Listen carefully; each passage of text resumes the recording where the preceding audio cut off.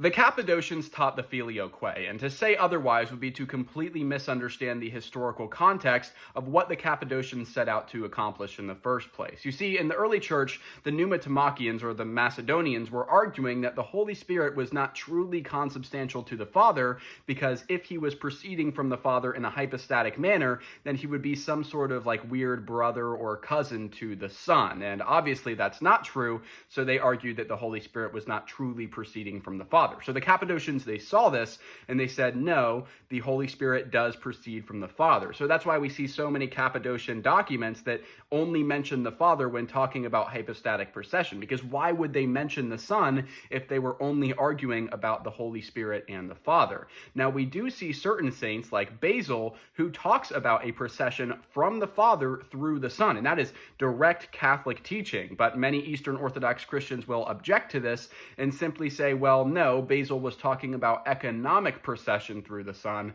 and not necessarily hypostatic procession. But really think about that. How could that be correct? Because once again, the Cappadocians, who were arguing against the pneumatomachians, they were talking about hypostatic procession only. Economic procession had nothing to do with what they were debating. So why would Basil even make mention of a procession through the Son if it wasn't hypostatic? It wouldn't make sense to just bring up something economically. So yes, the Cappadocians do teach the filioque. It just wasn't the main point of what they were setting out to accomplish. So when the Catholic Church introduced the filioque into the creed, we were actually just going back to early patristic teaching. Hopefully that makes sense. That was a lot, and this isn't really like a planned out video, but God bless and thank you for listening.